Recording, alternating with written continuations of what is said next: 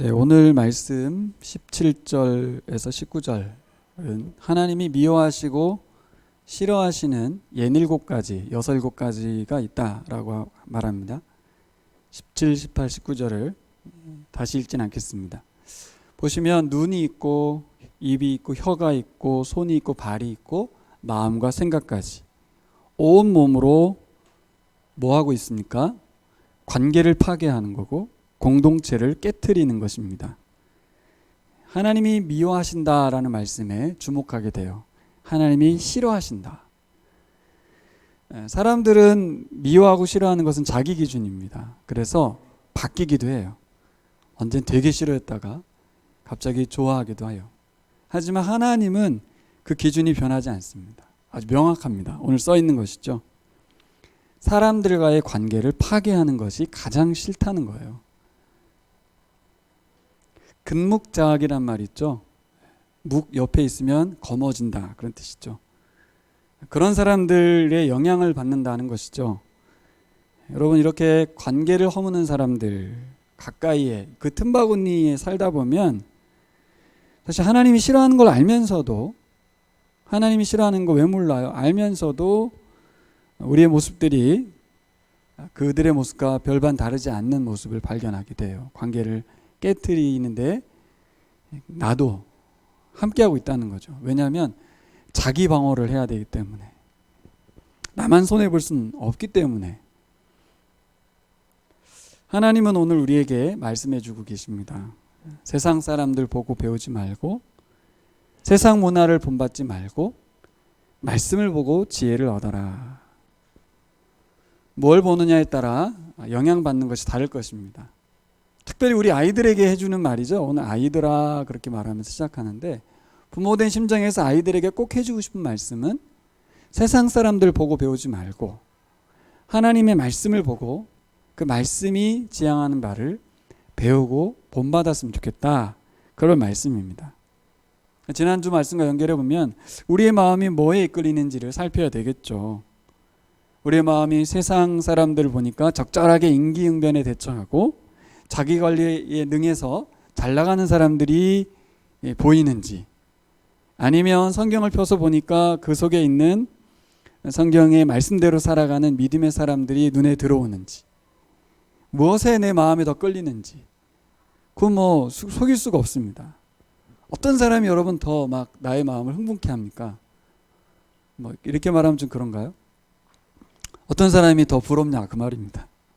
성경에는 이 사람들이 너무 부럽다, 이렇게 살고 싶다, 이런 마음 드는가? 아니면 저 사람 보면서 야, 좋겠다 이런 생각이 드냐는 거죠. 제가 아는 어떤 분이 하던 사업을 내려놓고 땅을 사가지고 정원을 꾸며가지고 지내시는데, 돈은 어디서 보시지? 부부가 이 정원만 꾸미고 계실까?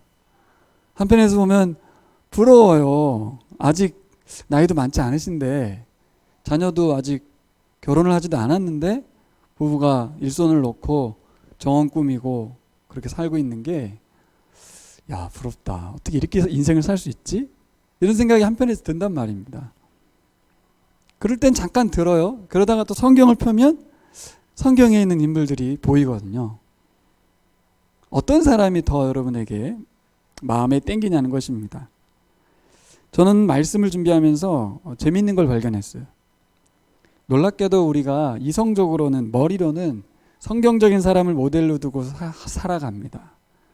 바울, 멋있다. 바나바, 브리스길라, 아굴라. 근데 우리의 마음하고 우리의 몸은 세상 사람들 부러워하고 닮아가고 있는 뭔가 이중적인 우리의 모습을 발견합니다. 근데 살다 보면 하나님이 싫어한다는 걸 알면서도 합리화를 하게 되고, 어느 순간 보면 내가 그대로 따라가고 있는 그런 모습을 봅니다. 그리고 살아가다 보면 오늘 하나님이 싫어하는 6, 7가지를 보면 이 관계 속에서 저지르는 나쁜 짓들인데, 어쩔 수 없이 우리도 자기 방어를 해야 되니까 작동이 되는 거예요. 그냥 손해보기 싫어서 거짓말도 하게 되고 이간질까지도 하게 되는, 우리 아이들이 이간질 싫어하는 거 모르나요? 알죠. 그런데 이간질을 하게 돼요. 그럴 때 우리는 이제 이런 고민에 빠집니다. 아, 내가 근본적으로 사악한 인간이구나. 성경에서도 말하고 있고 내 양심도 말하고 있고 내가 이간질해서 관계를 파괴해서 결국은 내가 나쁜 사람이라는 걸 알게 되고 아, 난 거듭나지 않은 사람인가 보다. 나는 정말 글렀다.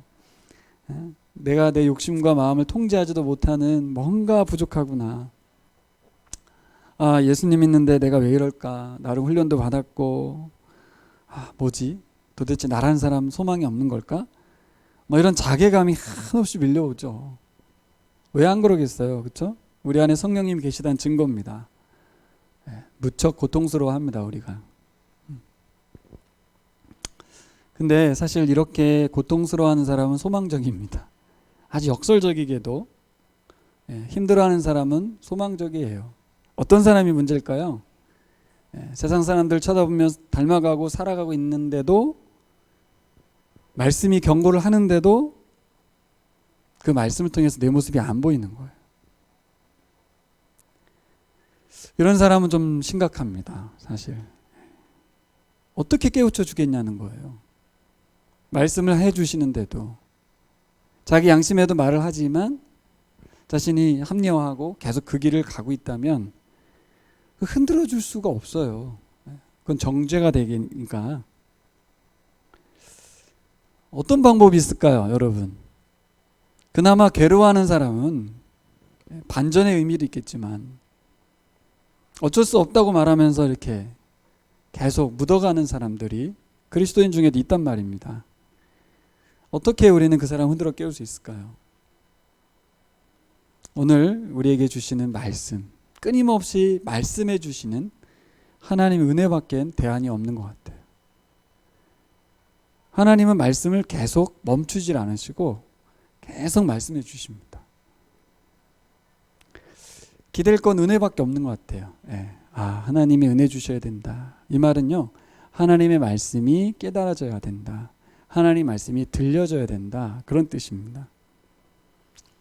실제로도 그렇습니다. 여러분, 우리를 변화시킬 수 있는 유일한 것은 오직 말씀으로 깨닫는 방법밖에 없습니다. 아무리 엄마가 얘기하고 아빠가 얘기하고 뭐 사람들이 얘기해도 제가 무슨 권면을 해도 그건 중요한 게 아니고 하나님의 말씀이 내 안에 터치돼서 근본적으로 그것이 우리를 변화시켜 가야 될 줄 믿습니다. 근데 감사한 건 하나님은 쉬지 않고 말씀하신다는 거예요. 우리 자녀들이 제일 싫어하는 게 쉬지 않고 부모님이 잔소리하는 거잖아요. 여러분, 하나님의 잔소리를 감사히 여기셔야 됩니다. 끊임없이 말씀하시는 하나님께 감사해야 돼요. 오늘 우리 이 시간도 하나님 아버지 마음을 만나셔서 말씀을 통해서 지혜를 얻으시는, 보고 지혜를 얻으라, 이게 오늘 설교 제목인데 여러분, 말씀을 보시면서 지혜를 얻으시는 귀한 시간 되시기를 축복합니다. 제가 갖고 있는 첫 번째 질문이 있었어요. 오늘 본문에서 무엇이 사람을 자기 안에 갇히게 만들까? 무엇이 나를 내 안에 갇혀 있게 만들까? 무엇이 하나님이 싫어하는 걸 알면서도 자신을 방치하게 할까? 바른 복음과 바른 가르침을 알면서도 구부러진 길을 계속 가는 이유가 뭘까? 뭘까요? 오늘 본문은 뭐라고 말합니까? 게으름이라고 말합니다. 게으름. 6절부터 나오는 게으름. 여러분, 게으름으로 살아가는 사람들을 이야기하는데 놀랍게도 오늘 보증 이야기부터 하고 있어요. 1절부터 5절까지 보면 보증선 사람에 대해서 이야기하고 있습니다. 보증서면 안 된다는 거 모르는 사람이 어디 있어요? 잘 알고 있습니다. 다 아는 말씀, 잔소리 같은 말씀을 오늘 써놨습니다. 보증이요, 이게 빌려주는 쪽은 말씀을 가지고 거절할 수 있어요. 하나님이 보증 서지 말라고 그랬어요. 그렇지만 보증을 부탁하는 입장에서 보면 이 말씀 너무 고통스럽죠. 이 보증을 서서 좀 이 문제를 해결해야 되는데. 근데 사실 거절하는 분도 속시원하진 않습니다. 기록된 말씀대로 나는 못하겠다, 하나님 그렇게 하지 말라고 했다, 이렇게 말하는 게 쉽지 않아요. 이 부분이 바로 우리가 말씀을 알면서도 이렇게 순종하기 어려운 어떤 현실이죠. 분명히 말씀에는 보증 서지 말라고 써 있지만 보증을 안 쓰기도 어렵고, 써 있으니 보증을 부탁도 하지 말아야 되는데 보증을 부탁하게 돼요. 그런데 오늘 본문을 보증으로만 보면 답답한데 6절부터 나오는 게으른 사람 이야기가 연결되어 있다는 거죠. 근데 여러분, 왜 제가 이 6절하고 연결시켰을까요? 4절 말씀을 보시면 본문이 나와 있어요. 4절에 뭐라고 나와 있어요? 읽어보세요. 시작. 네. 잠자지도 말고 졸지도 말아라. 6절과 연결되잖아요. 게으른 사람의 이야기를 하고 있는 거예요, 실제로. 근데 재밌는 게요, 게으른 사람은 오히려 보증을 부탁하는 사람 쪽일 것 같은데 성경은 보증 서지 말라 그러면서 보증 쓰는 사람이 게으르다 이런 말을 하고 있어요. 본문이 그렇잖아요, 지금. 그래서 손쉽게 보증 받기 위해서 손 내미는 사람이 뭔가 게으른 것 같지만 보증을 서주는 사람이 게으르다는 거예요. 그렇게 묵상이 되셨습니까? 본문을 잘 보시면 그런 얘기를 하고 있습니다. 보증 서주는 사람이 사냥꾼의 올무의 위기에 빠져 있고 새가 먹잇감이 될 위기에 빠져 있다는 거예요. 스스로 구원해 나와라. 빨리 빠져나와야 된다. 좀 더 자고 졸면 죽는다. 가난해진다. 라고까지 말을 하고 있어요. 게으름이 안 된다는 거예요. 이 게으름이 뭘까? 네, 하염없이 잠자고 존다는 의미는 이 보증을 거절해야 되는 상황 속에서 생각을 하지 않는다는 거죠. 또 판단도 하지 않으려고 한다는 거죠. 그냥 손쉽게 해결하려고 한다는 거죠. 결국 생각의 게으름을 말하고 있습니다. 그를 가난으로 몰고 갈 것이라고 경고했어요. 그렇지, 보증 쓰면 가난해져. 이렇게 그 말인가요? 오늘 말씀은 아주 간단해져요, 사실. 예, 저만 말씀 해석이 필요 없어. 보증 안 써주면 되겠네. 이게 이제 결론이 되는 거죠. 철저히 하나님의 말씀에 순종하면 되겠네 라고 이야기할 수 있습니다. 근데 저는 이것이 바로 게으름이라는 거예요. 생각을 더 하지 않는 거예요. 판단을 너무 쉽게 해버리는 거예요. 오늘 말씀 보고 보증 서지 말라니까 안 쓰면 되겠네. 반대로 그럼 깊이 생각해보란 얘기인가? 막 생각을 많이 해보란 얘기인가? 전에도 말씀드렸지만 생각을 많이 한다고 해서 해결될 일도 아닙니다. 생각을 많이 하라? 생각 많이 한다고 답이 나오는 것도 아니다. 생각을 하지 않는 게으름이 있다면 생각을 너무 많이 하는 게으름도 있습니다. 생각을 너무 많이 하는 게으름. 왜 생각 많이 하는 걸 게으름이라고 하겠어요? 생각을 많이 하는 게 아니고 말씀을 묵상해야 되는 겁니다. 생각을 안 해버리거나 생각을 너무 많이 하거나 그게 아니고 하나님을 묵상하는 것입니다. 하나님의 마음을 묵상하는 거예요. 이게 그리스도인과 비그리스도인의 차이일 것이고, 그리스도인이면서도 성령에 이끌리는 사람과 자기 생각대로 사는 사람의 차이일 거예요. 엄청 고민하잖아요, 그렇죠? 그거 하지 말라는 거예요. 그거 게으르다는 거예요. 뭘 안 하고 있어요, 지금? 묵상을 하지 않고 하나님과 대화하지 않는 거예요. 좀 더 나아가면 하나님이 원하시는 삶을 찾지 않는 거예요. 하나님이 원하시는 삶을 찾으려 하지 않고 단순하게 성경에 기록된 대로 보증 서지 말라고 했지 이렇게만 되는 거죠. 여러분, 왜 게으를까요? 왜 게으를까? 한번 생각해 보셨습니까? 왜 게으른가? 왜 생각이 게으를까요? 왜 우리가 하나님 말씀 묵상하지 않을까요? 보지 않기 때문에 그렇습니다. 오늘 본문은 보고 지혜를 얻으라 그랬거든요. 보지 않는 거예요. 예전엔 이 말씀이 개인적인 교훈과 상식으로만 들려왔어요. 오늘 우리 어린이들도 소망의 땅에서 공과를 하는데 보니까 대부분 늦잠 자는 이야기로 대부분 받아들이더라고요. 문자 표현이 그 부분을 강조하는 것 같아요. 근데 과연 그것만일까? 그거 일찍 일어나가지고 열심히 살으란 말을 하고 싶은 걸까? 부지런하고 근면하고 성실하라는 말씀 그거 얘기하는 걸까? 여러분, 그렇게 저도 생각했어요. 그러니까 우리가 게으른 거예요, 사실. 성경에 대해서 묵상하려 들지 않고 묻지 않고 그저 그냥 써 있는 대로 보증 서지 말라고 그랬어. 게으르지 말라고 했어. 그러면서 그렇게 사는 거죠. 근데 그거는요, 성경 외에도 일반인들도 다 아는 얘기예요. 굳이 성경에 기록해 놓을 이유가 없어요. 그래서 한 번 더 생각하는 거죠. 하나님은 왜 이 말씀을 하셨을까? 그리스도인으로서 하나님은 우리가 어떤 삶을 살기 원하시는 걸까? 그냥 세상 사람들처럼 자기가 위험에 빠질 수 있으니, 가난해질 수 있으니 보증 서지 말라, 이 말을 하는 걸까? 그러면 여기 안 써놔도 나 다 아는데 아는 얘기를 왜 하냐고요. 좀 더 도덕과 윤리적으로 살으라고 저도 그렇게 생각했어요. 잠언은 도덕과 윤리적인 삶의 지침이라고만 생각을 했어요. 근데 이번에 우리의 영적 게으름을 뛰어넘었으면 좋겠습니다. 하나님은 개미의 예화를 통해서 전업 문맥을 살피게 하셨어요.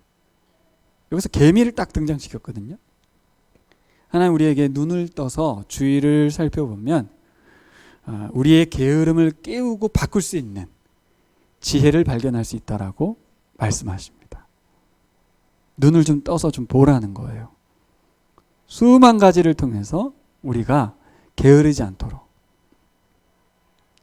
개미들이 그 예입니다. 개미의 근면, 개미의 성실 너무 잘 알고 있어요. 학교에서 배웠어요. 우리 수빈이가 요즘 개미를 배우고 있습니다. 네. 개미 뭐 잘 알죠. 오늘 본문 봐도 이 본문 딱 읽고 나서 밖에 나가서 개미를 관찰하는 분 계세요? 그럴 필요가 없어요. 다 알고 있습니다. 개미에겐 통치자가 없고 두령도 없고 지도자도 없어요. 개미는 겨울을 위해서 양식을 너무 열심히 준비합니다. 다 아는 얘기를 말씀하셨어요. 이 이야기는 뭘까요? 히브리어 본문에는 이렇게 되어 있어요. 가라! 개미에게로! 이렇게 되어 있습니다. 확 흔들어 깨우는 거예요. 이 게으른 사람들아, 가라! 개미에게로! 이렇게 명령하고 계세요. 사방팔방에 하나님의 뜻대로, 하나님의 계획대로 존재하며 살아가는 수많은 동물과 식물들이 천지라는 거예요. 개미는 자연의 원리와 계절의 이치를 알기 때문에 지금 자기가 뭐 해야 될지 알고 있다는 거예요. 자기 역할을 감당하는 거죠. 하나님의 뜻대로, 하나님의 세상 이치대로, 원리대로. 그런데 유독 사람만 자기 생각대로 세상이 돌아갈 거라고 착각합니다. 이게 참 문제예요. 개미는 세상이 내 생각대로가 아니고 하나님 뜻대로 돌아가는 걸 알고 있기 때문에 그 자연의 이치에 맞춰 살지만, 사람은 자기가 세상을 바꿀 수 있는 것처럼, 세상이 자기 생각대로 돌아갈 것처럼 착각하면서 게으르다는 거죠. 아닙니다. 하나님 뜻대로 돌아갑니다. 지금까지도 하나님 말씀대로 세상이 이루어졌어요. 빨리 깨우쳐야죠. 하나님 말씀대로 세상이 돌아가는 줄 믿습니다. 하나님 지으신 대로 돌아갑니다. 그러니까 한낱 미물인 개미도 그 원리를 알아서 거기에 맞춰 사는데 사람들 너무 게으르다는 거예요. 생각하기를 멈추고 하나님이 지으신 자연 만물들을 보면서 이치를 깨닫지 못한다는 거예요. 이렇게 게을러서는 안 된다는 거죠. 다시 한번 말씀대로 지금까지 이루어진 줄 믿습니다. 그래서 생각의 게으름에 빠지면 낭패를 본다는 거죠. 그래서 저는 이렇게 여러분들에게 말씀드리고 싶습니다. 어서 세상 돌아가는 이치가 써있는 성경을 펴셔야죠. 거기 써 있습니다. 하나님이 어떤 분이신지 써 있고, 세상을 하나님이 어떻게 작동하시는지 써 있고, 사람들이 어떻게 하나님 지으신 세상에서 샬롬을 누리며 살 수 있는지 다 써 있습니다. 다 적어놓은 말씀, 어서 펴서 살펴야 되는 거죠. 봐야 합니다. 성경을 보지 않는 거죠. 성경 보는 데 있어서 게으르다는 거예요. 그래서 여러분, 우리 교회만큼 부지런히 성경 읽고 기도하는, 또 말씀 보고 하는 교회가 있을까 싶어요. 하지만 제가 지난주 우리 이사야 때 말씀드린 것처럼 가장 최측근 제자들이 예수님을 모를 수 있었다는 것에 대해서 깊이 묵상해 봤습니다. 여기서 중요한 건 뭐예요? 많이 읽고 열심히 내는 게 중요한 게 아니라 묵상을 하는 것이 중요한 것이죠. 질문을 하는 게 되게 중요합니다. 하나님이 이 말씀을 왜 주셨습니까? 무슨 말씀을 하시고 싶은 걸까요? 저에게 지금 무엇을 원하십니까? 라는 근본적인 질문을 던져야 되겠죠. 게으름에 빠져버렸다면 그 결과는 가난이다. 다른 말로 하면 샬롬의 부재다. 샬롬의 부재는 다른 말로 하면 불안과 염려와 근심과 걱정이고, 안 믿는 분들이 보는데도 저 사람은 교회 다니는데도 굉장히 불안해하네, 염려가 많네, 가난하네, 다 보이는 거예요. 그 사람이 하나님의 사람으로 살아가는지 그냥 종교인으로 살아가는지. 우리의 인생은 힘듦의 연속이 될 수밖에 없습니다. 여러분, 분명히 인생의 겨울이 옵니다. 인생의 겨울은 반드시 와요. 그때를 위해서 양식을 준비하라고 말씀하십니다. 사실 참 재밌는 건데, 삶이 편안할 때 묵상이 잘 안 됩니다. 또 고난이 오면 힘들면 또 묵상이 잘 안 돼요. 또 언제 묵상이 되는 거죠, 근데? 삶이 편안하고 잘 나가면 묵상이 안 돼. 신기해요. 힘들 때는 또 힘들어서 묵상이 안 돼요. 오히려 우리가 일상생활 속에서 묵상하고 하나님과 교제하는 삶이 양식을 축적하는 거라고 저는 생각하고, 위기의 때 더 묵상이 깊어지죠. 그 토대 위에서. 전 둘 다 잘 될 수 있다고 봐요. 그래서 훈련이 필요한 거겠죠. 우리의 몸이 게으르고 싶어하는 우리의 몸을 하나님 말씀 앞에서만큼은 게으르지 않도록 만들어 놓는 것입니다. 말씀의 자리에 나아가는 그 자리에 나가는 시간, 말씀의 훈련을 받을 수 있는 좋은 기회들에 대해서 내 몸은 그거에 대해서만큼은 게으르지 않도록 만들어 놓는 것입니다. 여러분, 개미에게 굳이 통치자가 필요 없는 이유를 아세요? 거기에 왕이 없다는 얘기죠. 지도자가 없어요. 왜요? 개미의 통치자는 하나님이시기 때문에 그렇습니다. 우리에게도 누가 굳이 지도해 주지 않아도 될 만큼 하나님은 자신의 뜻과 계획을 모두 발표하셔서 지금 이 시간 우리에게 우리의 통치자로 살아계시고 일하고 계신 줄 믿습니다. 이 확신을 갖고 살면 편해요. 내 인생에 지도자도 없는 것 같고 친구도 없는 것 같고 아무도 나한테 말해주지 않는 것 같아요? 아니라니까. 지금까지 계속 하나님은 우리의 왕으로, 통치자로 말씀하셨어요. 내가 인정하지 않을 뿐이고, 내가 그걸 듣는데 게으를 뿐이고, 우리 자녀들이 부모님 말씀하시면 듣기 싫어가지고 귀를 막고 막 이러는 것처럼 하나님 말씀에 대해서 힘들어하는 거예요. 수아야, 내가 수아 얘기를 한 게 아니야. 모든 아이들이 그렇다는 걸 말한 거였어. 미안해, 수아 말한 게 아니야. 수아가 내 얘기를 왜 하냐고 막 그러는데 아니야, 그 얘기가 아니야. 예랑이 누나하고 저 예은이 누나도 그렇게 해. 나도 그랬어. 우리 어머니가 말하면 듣기 싫어 그러면서 집 나가고 막 그랬어. 집 나갔다는 얘기는 방 바깥으로 나갔다는 이야기야.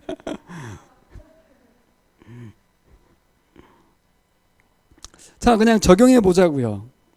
보증 서는 거 어떻게 하라는 얘기일까요? 보증 서지 말라는 얘기입니다. 맞습니다. 근데 그게 거절하기가 어렵거든요. 그럼 어떻게 해야 돼요? 말씀에 기록됐으니까 합당하게 순종한다고 거절하면 그 친구를 위한 걸까요? 그건 또 아닌 것 같아. 보면 친구를 사랑하라고 이웃을 섬기라고 했는데. 아직 게으른 반응이 뭐예요?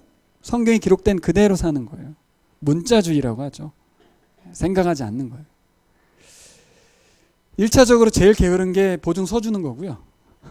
두 번째 게으른 거 보증을 안 서주는 거예요. 말씀 어떻게 그럼 적용하라는 얘기죠? 서주지도 말고 서지도 말고. 그래서 이제 질문이 생기는 거예요. 사실 내가 질문한 거예요. 사실 안 서주기도 뭐하지 않습니까, 하나님? 말씀에 써 있으니까 성경에 기록돼 있어, 하지 말래, 이렇게 말하는 게 왜 게으를까요? 나에게 편리하고 유리한 거는 그대로 적용하는 거예요. 막 이용하는 거죠. 성경에 안 된다고 했어. 사실 보증 얘기를 부탁받는 그 순간 우리는 어떻게 거절할까를 고민하잖아요. 바로 어떻게 도와줄까 고민하지 않아요, 사실. 성경이 분명히 하지 말라고 했어. 실제 그게 말씀 순종하고 싶어서 그런 걸까요? 아니에요. 보증 쓰기 싫거든요, 사실. 그러니까 성경을 갖고 오는 거죠. 우리는 뭔가 게을러요. 뭐에 대해서? 너무 편하게 말씀을 이용하는 것. 말씀을 순종하려고 하기보다는 말씀을 이용하려고 하는데 발빠르죠. 오늘 말씀 보증 이야기, 게으름 이야기만 보면 잘 이해가 안 됩니다. 이게 뭔 얘기를 할까? 그리고 분리해서 보시죠. 보증은 서지 말란 이야기고 게으르지 말란 이야기로만 보이잖아요. 그런데 16절 이후의 말씀을 자세히 들여다보는 수고를 해보니까 답이 나오더라고요. 그래서 제가 회개했습니다. 내가 참 묵상을 게을리하는구나. 얼마나 손쉽게 말씀을 읽고 적용하고 살아가는가. 이 게으름을 인정할 수밖에 없었어요.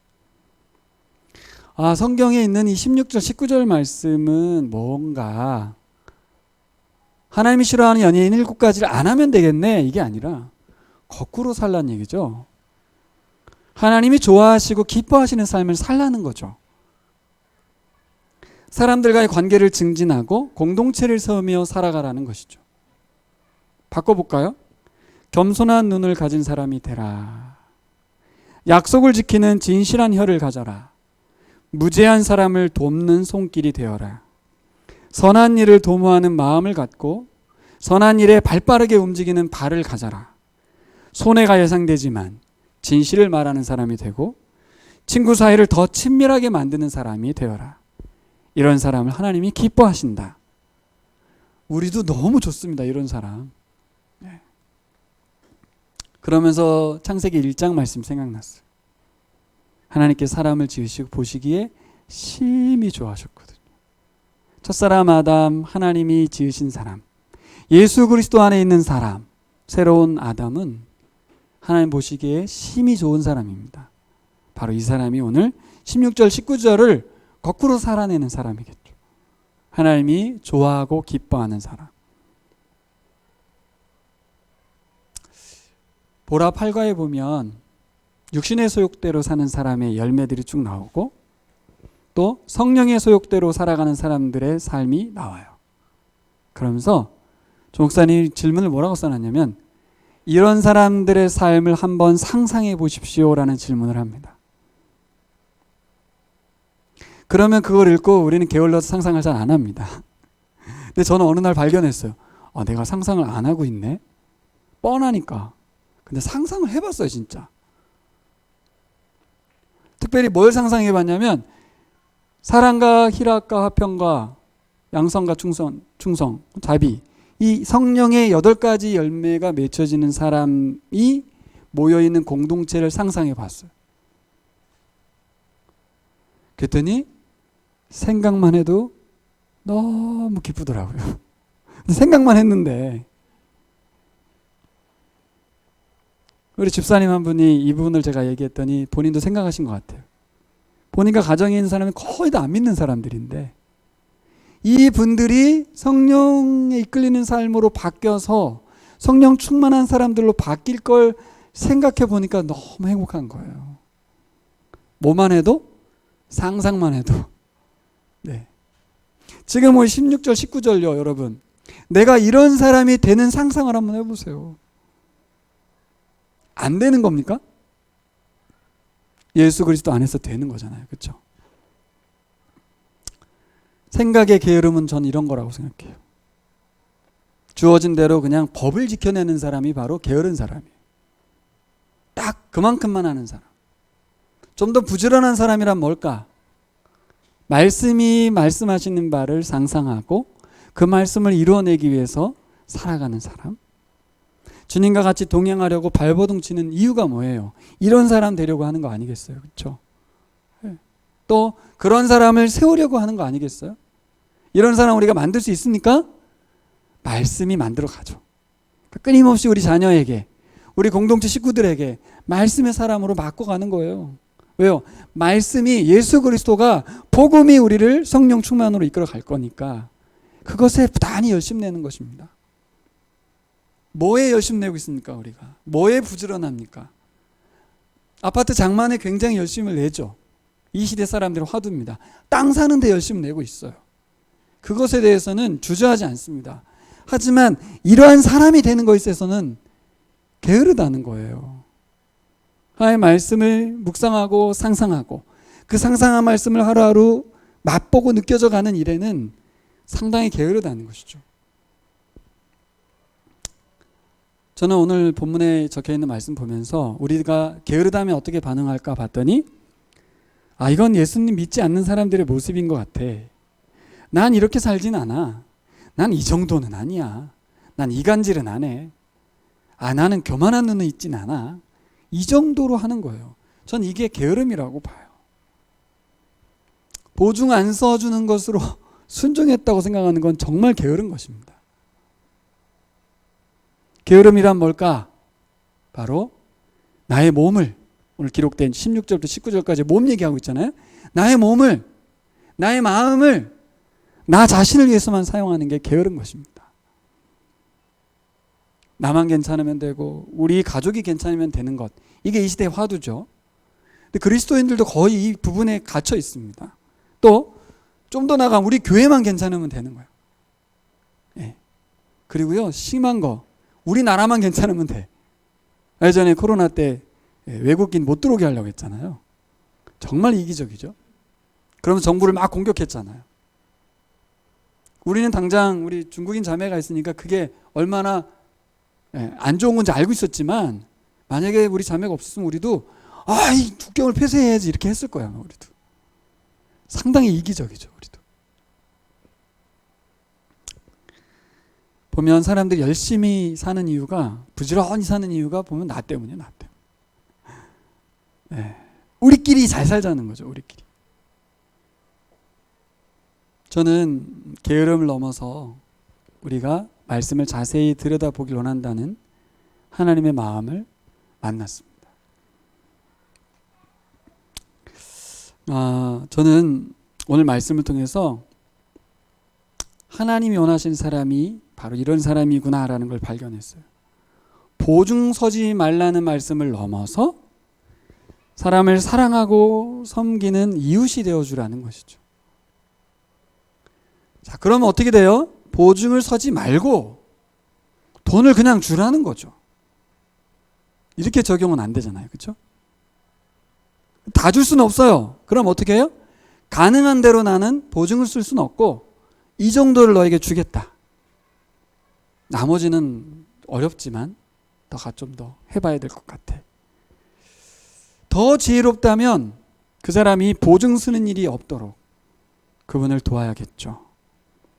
그러니까 어려움에 빠져서 보증을 요청할 사람이 되지 않도록 만들어야겠죠. 미리미리 빚에 빠져서 허우적대지 않는 사람을 만들어야 돼요.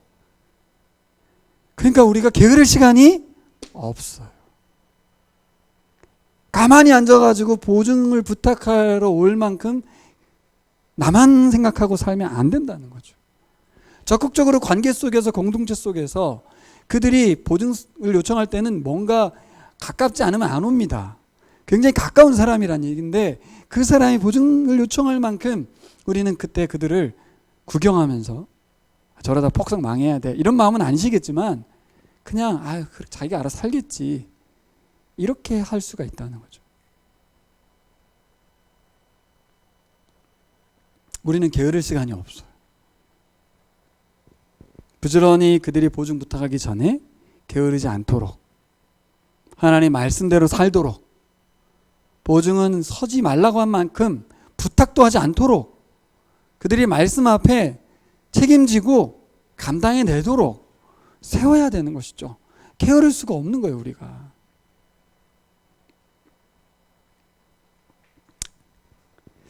그래서 저는 오늘 말씀이 보증을 적극적으로 거절하라는 명령으로만 받아들이면 이건 게으른 사람이다.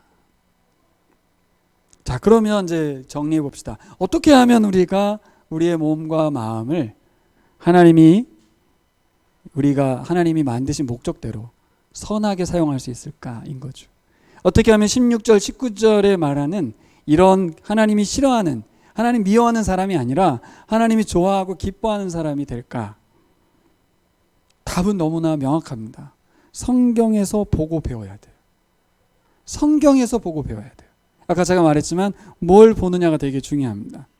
성경을 열심히 묵상하고 또 질문해야 됩니다. 여러분, 질문을 하는 것이 묵상이에요. 여러분, 말씀이 무뎌지고 나의 마음이 힘들고 어려워지면요, 우리 몸이 무거워집니다. 몸도 무뎌져요. 안 움직인다는 말이에요. 게을러진다는 뜻이죠. 사실 말씀을 펴서 읽는데 몸이 게을러질 수가 없어요. 아까 제가 말했지만 하나님의 말씀이 우리를 움직이시거든요. 그래서 저는 정리해봤습니다. 우리 그리스도인들은 게으름 피워 좀 더 자자, 좀 더 눕자, 손을 모으자 이럴 수 있는 사람들이 아니다. 이건 개인적으로 근면성실해야 된다, 게으름이 안 된다 그 말이 아니라는 거예요.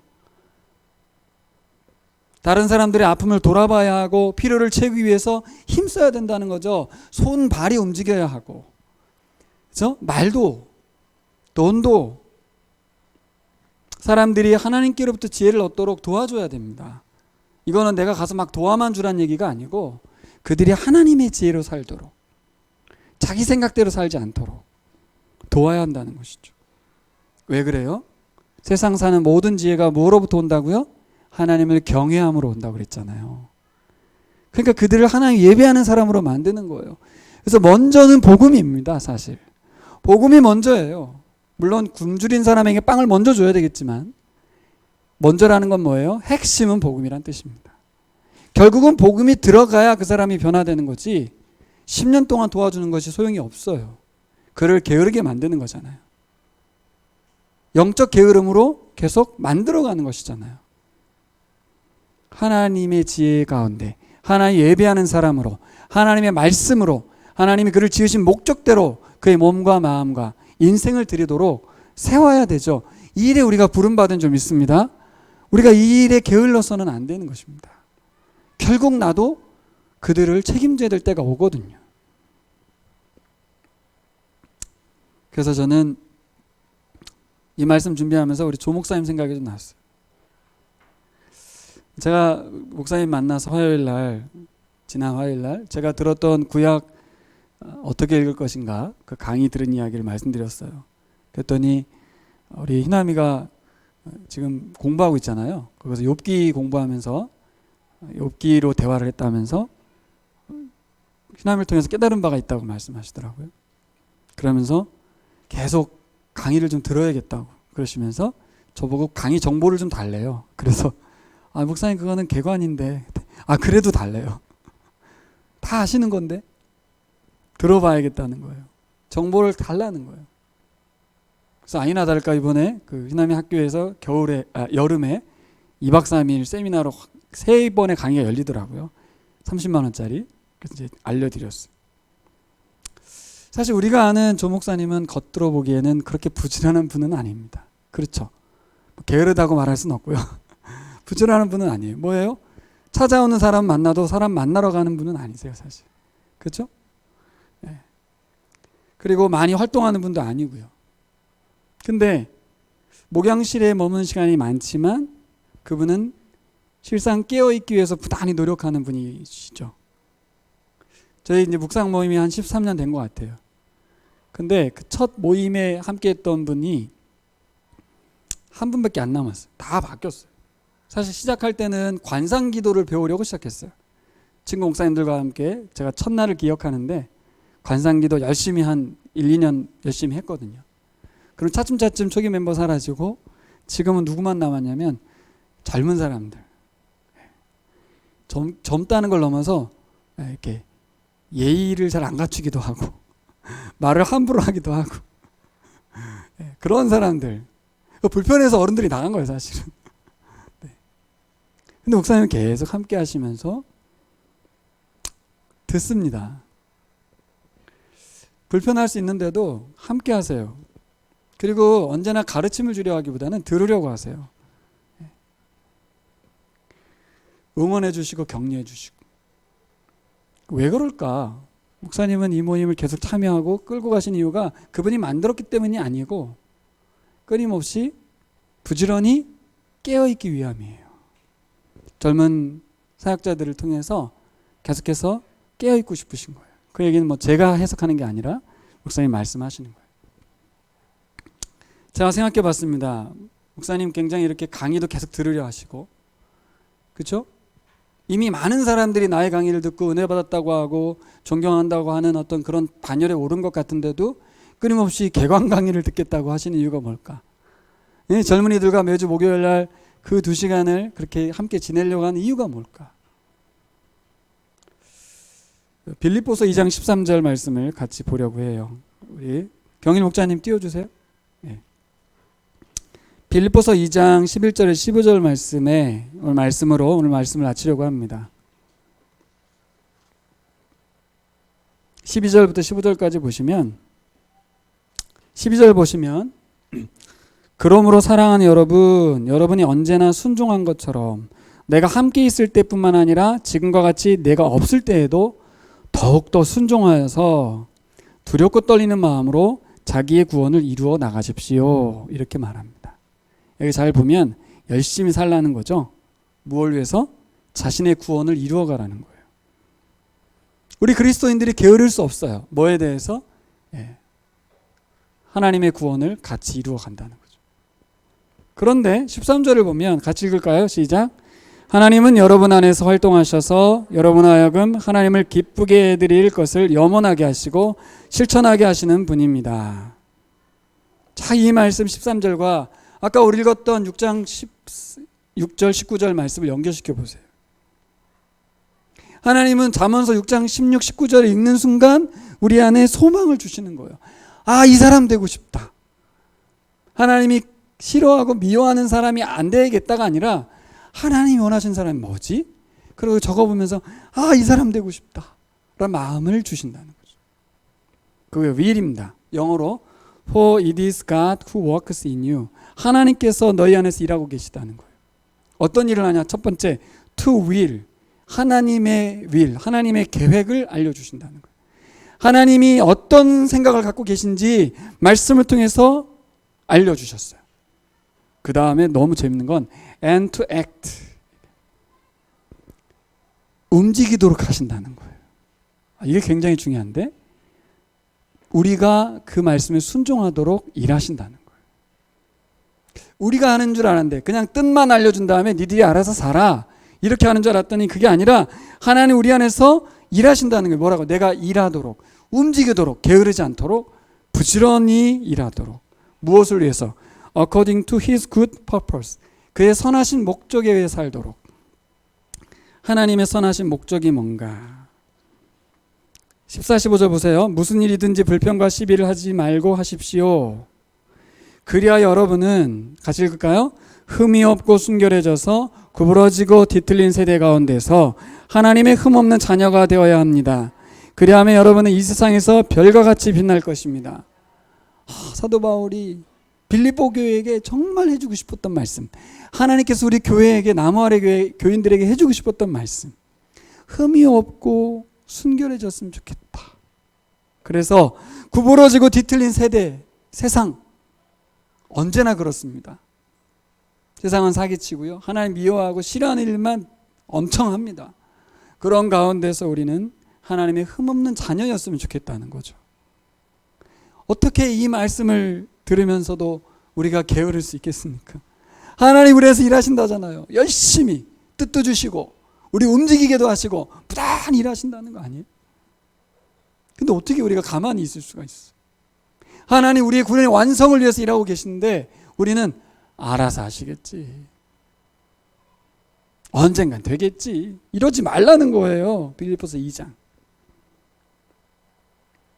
그래서 더욱더 순종하여서란 말을 통해서 게으를 수 없다 우리가.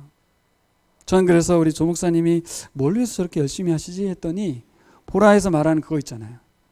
하나님께서 우리 일하시는 그 궁극적인 선이 뭐예요? 삼위 하나님께서 목사님 안에서 목사님을 예수님의 형상으로 만들어 가시는 일을 하고 계신 거예요. 우리 안에서 삼위일체 하나님이 열심히 일하신다는 거예요. 예수 그리스도 형상을 입기까지. 그렇기 때문에 그분의 말씀 앞에나 그분의 원리를 전하는 책들이나 또 드라마나 영화나 만남이나 부단히 귀를 기울이시는 거예요. 내 안에서 하나님께서 뭘 말씀하시고 나를 움직이라고 하시는지 들으려고 하는 거죠. 전 그래서 저도 보고 지혜를 얻게 됩니다. 여러분도 보고 지혜를 얻으시기 바랍니다. 정말 저는 그랬어요. 화요일날 목사님이 강의를 듣고 싶으니까 그거 좀 보내달라고 해서 보내드렸는데, 사실은 제가 은피 씨한테도 보내주고 많이 보내줬거든요. 근데 목사님께는 차마 보내드릴 수는 없었어요. 청년들 영상이니까. 근데 그렇게 목사님이 이런 영상도 보고 배우려는 마음이 있으시구나. 참 그게 저에게는 순간적으로 감동이었어요. 제가 그분을 스승으로 모실 수 있는 이유죠. 끊임없이 학생의 자세를 가지신 분. 우리가 나이가 들게 되고 스스로 섰다고 느낄 때가 옵니다. 난 이만큼 됐고 이만하면 됐어 라는 때가 오는데, 조 목사님처럼 배우고 듣는데 힘써야 되겠다는 생각을 했습니다.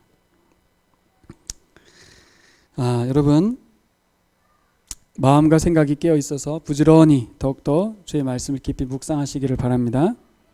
네. 저는 목사님께서 날마다 이렇게 묵상하고 살아가는 삶이 이번에 보라 강의하면서 느낀 바가 있어요. 30분 정도 함께 참여했는데 이제 수료식이잖아요.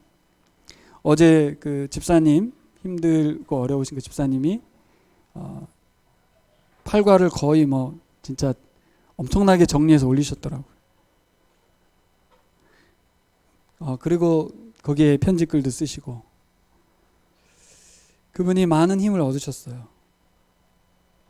근데 사실 이건요, 목사님의 섬김에 의한 결과더라고요. 여러분, 2박 3일 하면 끝날 일을 10주 동안 강의하는 게 정말 어렵습니다. 전 영상 편집하는 건 아무것도 아니거든요. 근데 3번에 걸쳐서 10주, 30주.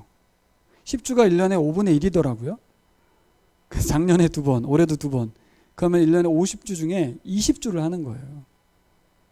누구를 위해서? 전국에 있는 많은 분들이 이 복음으로 얼마나 회복되고 힘을 얻고 새로운 인생을 시작하는지 몰라요. 그리고 목사님들 가운데 목회 현장에서 낭망하고 힘 빠지고 있던 분들이 새 힘을 얻는 고백을 막 듣게 됩니다. 삶에 지치고 무너졌던 성도님들이 회복되고 새로운 사람으로 출발하는 걸 볼 수 있어요. 여러분, 이런 걸 보면서도 우리가 게으를 수 있겠습니까? 게으를 수가 없어요. 지난번 새로운 교회 엣지통독 수료식 구약 100, 신약 10주, 그죠? 수료식을 했는데 간증은 누가 했냐면 김양자 권사님과 조혜숙 권사님 두 분이 개근상으로 간증을 하셨더라고요.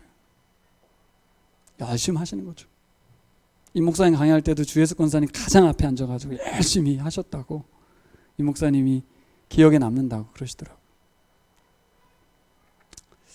사실 나이가 들면 몸도 힘들고, 물론 아침에 일어나니까 참여할 수 있다고 볼 수도 있지만 그렇게 열심히 한다는 게 쉽지 않습니다.